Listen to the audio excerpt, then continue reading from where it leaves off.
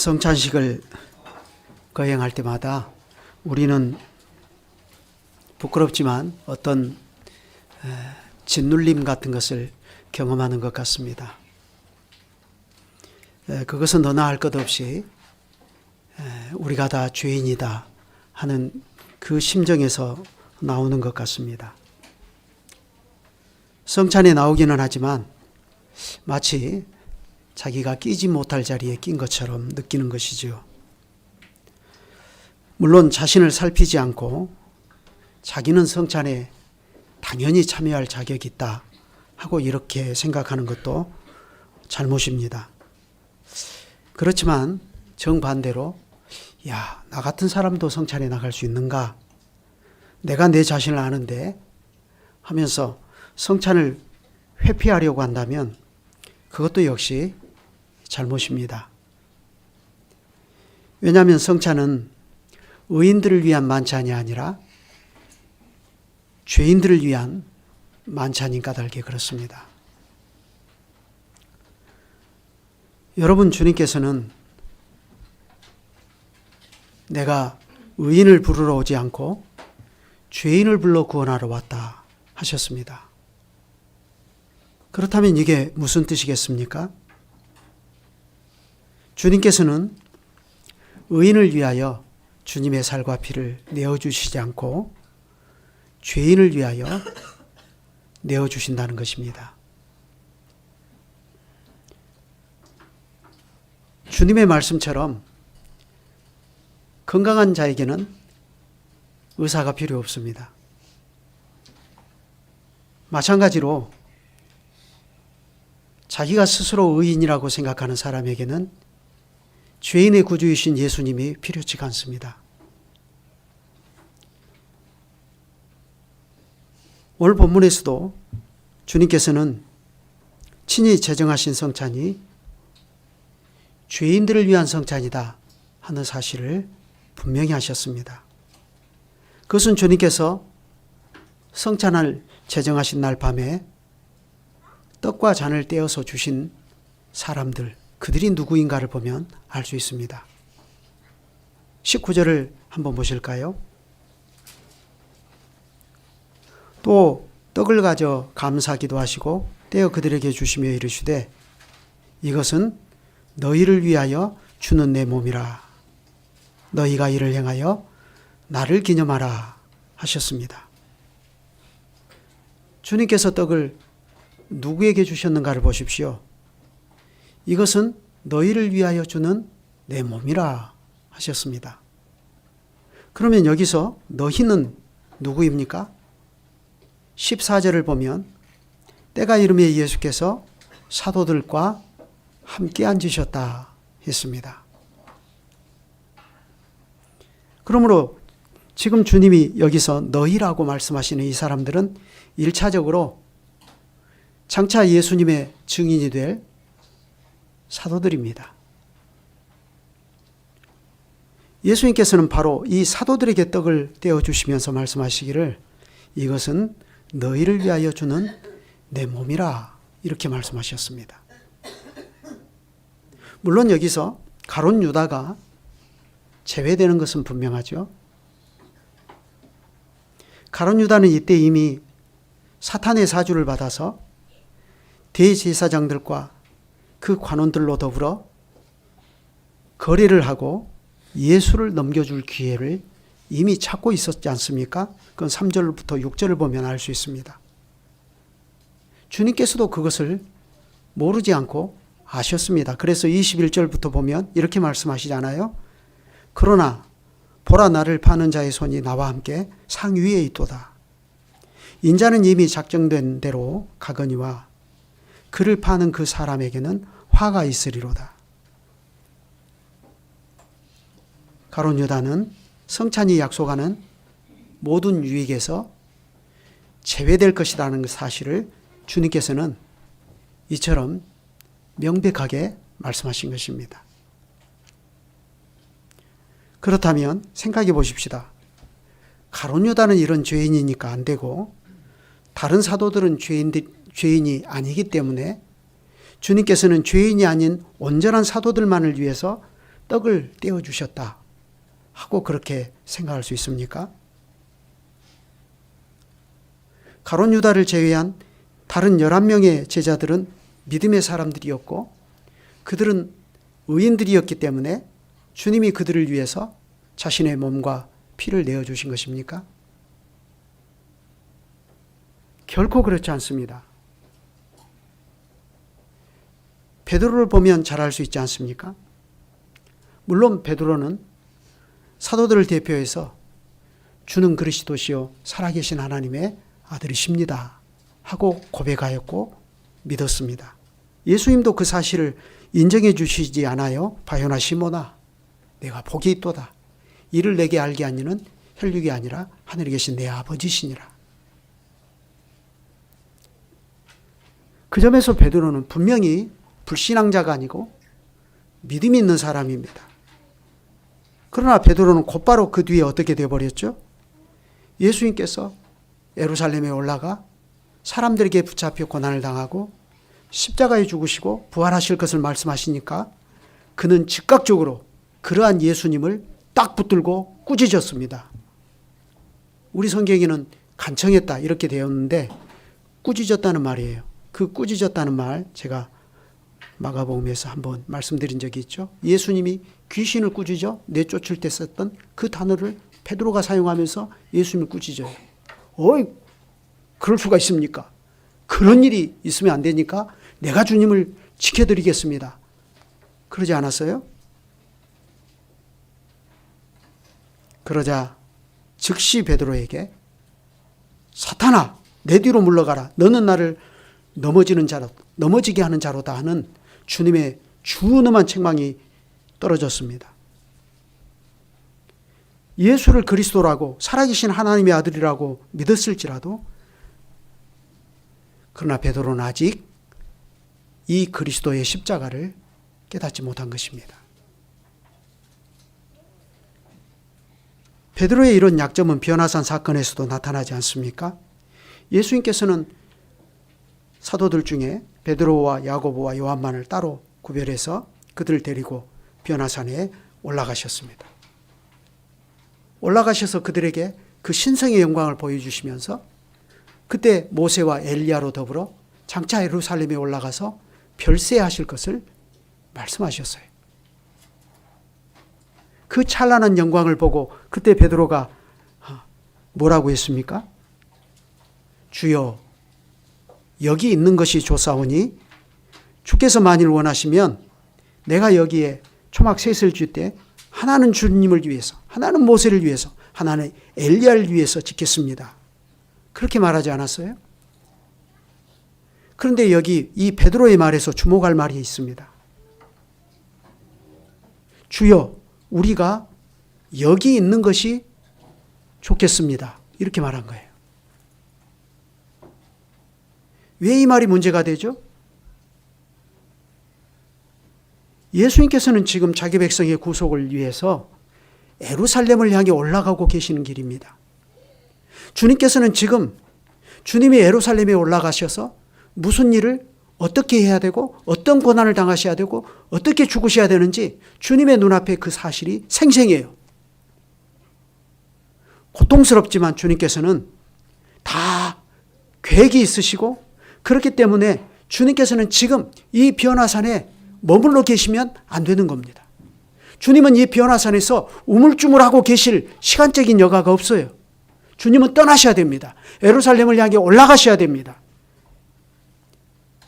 하지만 베드로는 변화산에서 예수님의 영광을 보고 주여 우리가 여기 있는 것이 좋겠습니다. 그렇게 말합니다. 그것은 무슨 뜻이죠? 변화산에서 베드로는 자기가 목격한 그 예수님의 영광만으로 충분하다는 것입니다. 베드로는 여전히 예수님의 죽음을 인정하고 싶지 않은 것입니다. 만약 베드로가 이런 생각에서 벗어나지 못한다면 그는 어떻게 될까요? 그는 그리스도의 증인인 사도로서의 삶을 살지 못하는 것은 너무 뻔하고 거기서 더 나아가 그는 가룟 유다와 같은 처지로 굴러 떨어져 버리고 말 것입니다. 그러나 그 순간 하나님께서는 그러한 베드로의 무지를 일깨우셨습니다. 말할 때에 호련히 빛난 구름이 저희를 덮으며 구름 속에서 소리가 나서 가로되 이는 내 사랑하는 아들이요 내 기뻐하는 자니 너희는 저의 말을 들으라 하셨어요. 지금 예루살렘에 올라가서 별세하실 것에 대해서, 예수님의 출애굽에 대해서 예수님이 지금 모세와 엘리야로 더불어 말씀하고 계시잖아요. 그리고 지금 이 길에서 3번이나 예수님 자신이 예루살렘에 올라가서 무슨 일을 당하실 것인지를 말씀하시잖아요. 그 말 너희 들어라 이 말입니다.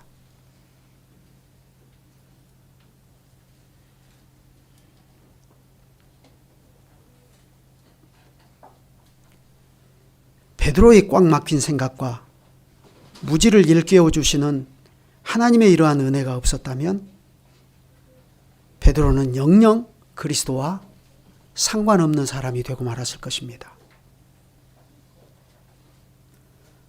또 베드로가 주님을 위해서 감옥에도 가고 죽는 데까지도 가겠다고 장담하는 장면에서는 어떤가요? 주님께서는 최후의 만찬을 마치시고 곧바로 방금 우리가 읽은 것처럼 사탄이 밀가부르듯 하려고 너희를 청구하였다. 그래 너희가 믿음에서 떨어지지 않도록 내가 너희를 위해서 기도하겠다라고 하시니까 베드로가 나는 주님을 위해서 오게도 가고 죽는 것도 이미 가고 있다고 장담합니다. 그러나 그 베드로의 장담은 불과 몇 시간 지나지도 않아서 그냥 순식간에 속절없이 무너지고 말아요. 주님께서 최후의 만찬을 마치시고 제자들과 더불어 시편을 찬송하시면서 감람산에 올라가셔서 기도하셨습니다. 그때 주님께서는 홀로 기도하시면서 제자들에게 당부하셨어요.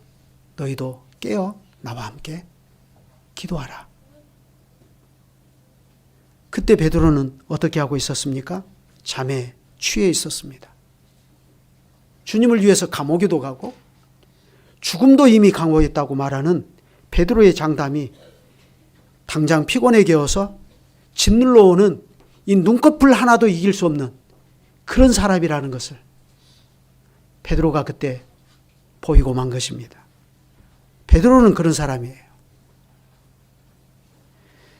그는 주님이 잡히셨을 때 대제사장의 뜰에서 불을 쬐고 있었습니다.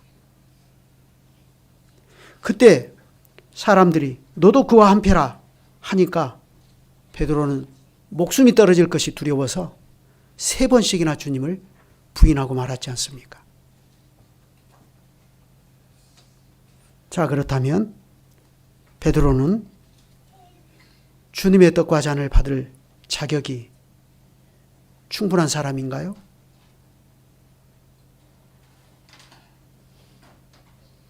베드로는 여러분이 보시는 것처럼 완전한 사람도 아니고 완전한 믿음의 사람도 결코 아닙니다.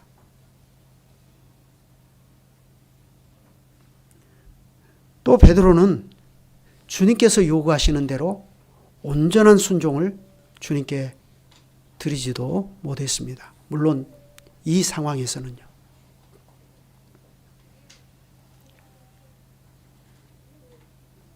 이 상황에서 보면 베드로는 매일 자기의 믿음의 연약함과 육신의 악한 정욕과 매일 싸워야 했던 사람입니다. 그 점에서 베드로는 오늘 우리와 성정이 똑같은 사람이고 죄인들입니다. 그럼에도 불구하고 보십시오.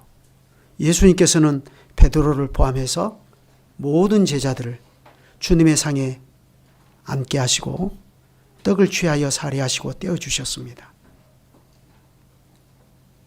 실제로 주님께서는 베드로에게 떡을 주시면서 이것은 너희를 위하는 내 몸이라 하셨습니다. 그것은 오늘날 우리도 마찬가지입니다. 우리는 모두 죄인입니다. 우리가 죄의 나락으로 떨어지는 것은 베드로처럼 한순간입니다. 그러한 우리는 하나님께서 우리에게 요구하시는 의의 표준에 결코 미치지 못하는 사람들입니다. 그러나 주님께서는 그러한 죄인들인 우리에게도 주님의 떡을 떼어주시고 잔을 부어주시기를 마다하지 않으십니다. 주님께서는 주님의 만찬에 완전한 사람을 초대하지 않으셔요. 오히려 하나님께서는 우리가 얼마나 혐오스러운 죄인들인지를 너무나 잘 알고 계십니다. 바로 이것이 하나님께서 그분의 독생자를 우리를 위해서 내어주신 정확한 이유이지 않습니까? 하나님께서 예수 그리스도 안에서 친히 마련해 주신 만찬에 나오기를 원하시는 사람들은 바로 죄인들인 것입니다. 그러나 여러분, 오해는 하지 마십시오. 어떤 오해입니까? 하나님께서 주님의 상에 나오기를 원하시는 죄인들은 자신이 죄인인지조차도 알지 못하는 그런 사람들을 뜻하는 말이 아니라는 것입니다. 죄를 지어놓고도 뻔뻔하게 그것을 회개하지 아니하는 사람은 더더욱 아닙니다. 그렇다면 주님께서는 어떠한 죄인들을 위하여 자신의 살과 피를 기꺼이 내어주십니까?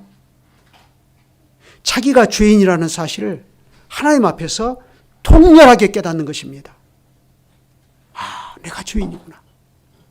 그래서 세리의 심정으로 차마 하나님 앞에 나아갈 수가 없어서 가슴을 치면서 주여 나는 죄인이로소이다. 베드로가 예수님을 만나서 처음으로 주님 안에 있는 신성의 그 능력을 깨달았을 때 뭐라고 고백했습니까? 주여 나는 죄인이로소이다.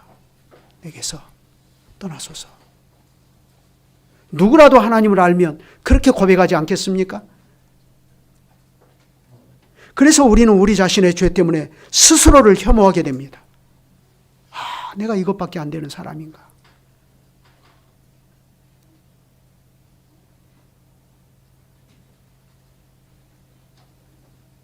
마가가 마가복음을 기록할 때 주님께서 잡히시는 그 장면에 너무나 놀라서 무서워가지고 벗은 몸으로 배 혼이불을 두르고 도망친 한 청년을 거기에 기록해 놓습니다.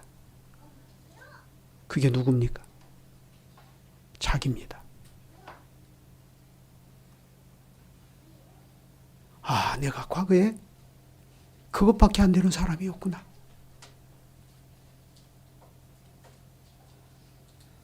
네로의 박해에서 죽어가는 그 성도들에게 이 복음의 메시지를 적어서 여러분 힘내십시오 하면서 나도 과거에는 그랬습니다.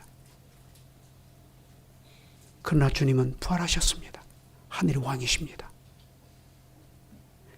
그게 자신이 죄인이라는 사실을 깨달은 사람의 모습이에요.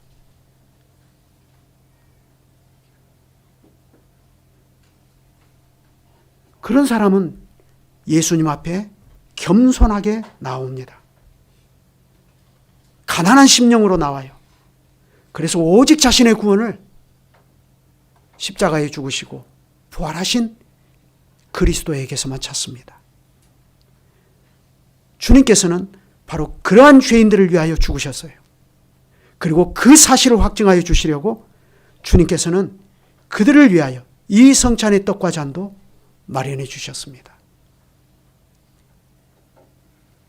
바로 그 점에서 성찬은 우리 주님께서 자신의 죄를 그처럼 애통해 하면서 주님께 나오는 죄인들을 위한 사죄의 표와 인으로 허락해 주신 것입니다. 성찬은 죄인들을 위한 사죄의 표와 인이다. 이건 하이델베르크 요리문답이 너무나 잘 요약해서 가르치지 않습니까? 성례는 복음 약속의 눈에 보이는 거룩한 표와 인으로 하나님께서 제정하신 것입니다. 성례가 시행될 때 하나님께서는 복음 약속을 우리에게 훨씬 더 충만하게 선언하고 확증하십니다. 이 약속은 그리스도가 십자가 위에서 이루신 단번의 제사 때문에 하나님께서 우리에게 죄사함과 영원한 생명을 은혜로 주신다는 것입니다. 요리문답 제25줄 66문입니다. 이처럼 성례는 복음 약속의 눈에 보이는 표와 인입니다. 그렇다면 여기서 표와 인이라고 하는 이 말, 이게 도대체 무슨 말입니까? 같은 의미를 다른 단어로 두 번 표시할 것인가요? 그렇지 않습니다. 표는 표대로 의미가 있고 인은 인대로 의미가 있습니다. 여러분, 그러면 이 표가 무엇이죠? 여러분, 나뭇가지가 흔들리면 바람이 분다는 뜻입니다. 어디서 연기가 난다는 것은 분명히 어디서 불을 피우고 있다는 뜻입니다. 빨간 신호등은 어떻습니까? 멈추어서라는 뜻입니다. 파란 신호등은요, 가도 된다는 뜻입니다. 미용실에서 미용실 그 표시가 돌아가고 있죠. 그건 무슨 뜻이죠? 여기는 머리를 자르는 곳입니다. 여러분, 이게 바로 표가 하는 역할입니다. 그것과 똑같습니다. 성례는 하나님께서 특별히 제정하신 표입니다. 그래, 이 표를 통해서 하나님께서는 죄인들을 위한 복음 약속들을 더 분명하게 이해하고 볼 수 있게 하시기를 원하셨습니다. 자, 여기에 뭐가 있느냐? 표를 주시고 여기에 너희를 위해서 십자가에 못 박혀 죽으시고 부활하신 그리스도가 있다. 이걸 보여주시는 거예요. 표를 통해서. 세례를 통해서도 생각해 보실까요? 우리 몸에 더러운 것이 묻으면 우리는 어떻게 합니까? 그걸 집에 가서 깨끗이 물로 씻어서 청결하게 하지 않습니까? 마찬가지로 하나님께서는 물로 씻는 외적 의식인 세례를 통해서 그리스도의 피와 성령으로 나의 영혼의 더러운 것, 곧 나의 모든 죄가 씻겨짐을 약속하십니다. 성찬의 떡과 잔도 마찬가지입니다.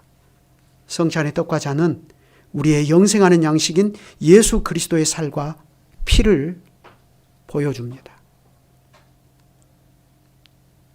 이것은 우리와 같은 죄인들을 위하여 찢기시고 흘리신 그리스도의 살과 피를 우리들의 눈과 입으로 보고 맛보게 하십니다. 감각하게 하셔요. 말씀으로 듣는 복음 약속을 눈으로 보고 입으로 맛보게 하셔요. 그만큼 하나님께서는 이걸 통해서 그리스도의 십자가의 제사를 우리 앞에서 재현하십니다. 그러니까 여기에 있는 성찬의 떡과 잔은 그냥 우리가 일상적으로 돈만 주면 어디서든지 사서 먹을 수 있는 빵과 포도주지만, 그러나 여기에 있는 것은 다른 겁니다.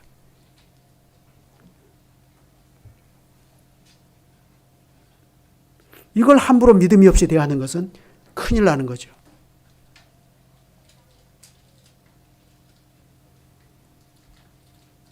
왜냐하면 이것은 십자가의 제사의 재현인 까닭에 그렇습니다. 바로 이 점에서 성찬의 떡과 잔은 예수 그리스도께서 십자가에서 우리를 위하여 자신의 목숨을 대속물로 내어주신 그 일을 분명하게 볼 수 있는 표입니다. 그러면서 동시에 이것은 인입니다. 인, 이건 도장이라는 뜻이잖아요. 공중 서류에 기재된 모든 약속을 확증하는 최종적인 사인 혹은 도장입니다. 우리가 집을 사고 팔 때 정부에서 인정하는 부동산 서류에 온갖 약조한 조건들, 가격은 얼마, 어느 날짜까지 중도금, 잔금을 지불하겠다 하는 약속들, 그리고 거기에 특약들을 다 적고, 그래서 거기에 확실하게 도장을 꽝 찍어서 그 약속을 지키겠다는 것을 분명히 하지 않습니까? 이와 같이 인이라고 하는 것은 상호 계약이나 혹은 어떤 약속을 견고하게 하고 강화시키는 장치입니다. 하나님께서는 성례를 방편으로 해서 주님이 우리에게 말씀하신 약속을 보증해 주시기를 원하십니다. 하나님께서는 우리에게 도장이 찍히지 않는 서류를 내미시지 않습니다. 하나님의 인감 도장이 딱 찍혀있는 서류를 딱 내미셔요. 잡아라. 그리고 믿어라. 이게 바로 성찬입니다.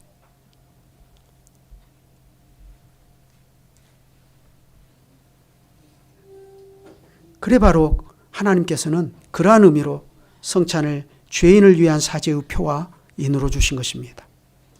그것은 네덜란드 신앙고백서 33장을 통해서도 우리가 확인할 수 있지 않습니까? 우리는 우리의 은혜로 오신 하나님께서 우리의 우둔함과 부족함을 아시고 성례를 제정하셔서 당신의 약속을 우리에게 인치시고 우리를 향하신 하나님의 선하심과 은혜를 보증하셨음을 믿습니다.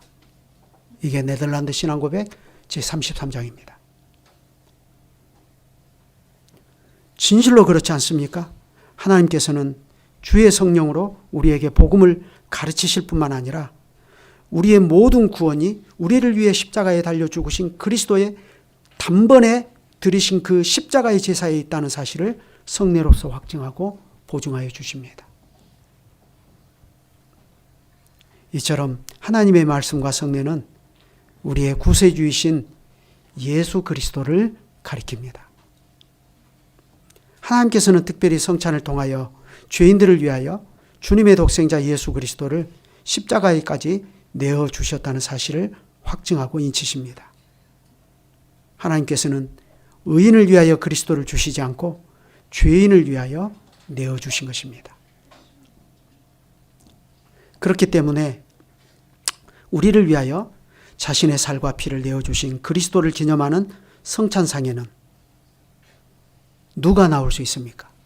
스스로 자기를 의인이라고 생각하는 사람은 이 성찬에 나올 수 없습니다.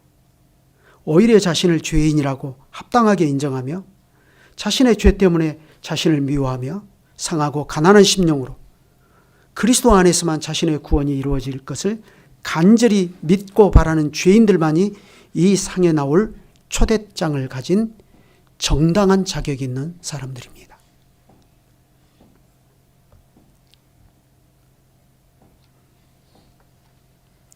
그러므로 죄인이 주의 상에 나오는 것은 하나도 이상할 것이 없습니다.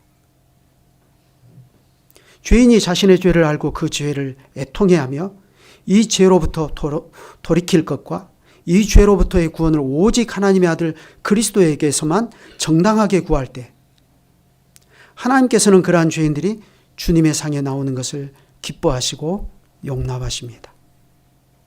하나님께서는 그러한 죄인들의 구세주와 주님으로 당신의 독생자를 십자가에까지 내어주신 까닭입니다. 다만 경계할 것이 있습니다. 자신의 죄를 알지 못하는 자, 자신을 살아계신 하나님 앞에서 면밀히 살펴 겸손한 마음으로 나오지 않고 주님의 살과 피를 분변치 못하는 마음으로 상에 나오는 것은 경계해야 합니다. 왜냐하면 그러한 사람은 오히려 이 상에서 자신의 죄를 먹고 마심이 될 것이고 그것은 그 개인에게만 아니라 회중 전체에 두려운 일이 될 것이기 때문입니다. 이제 성찬을 허용하겠습니다.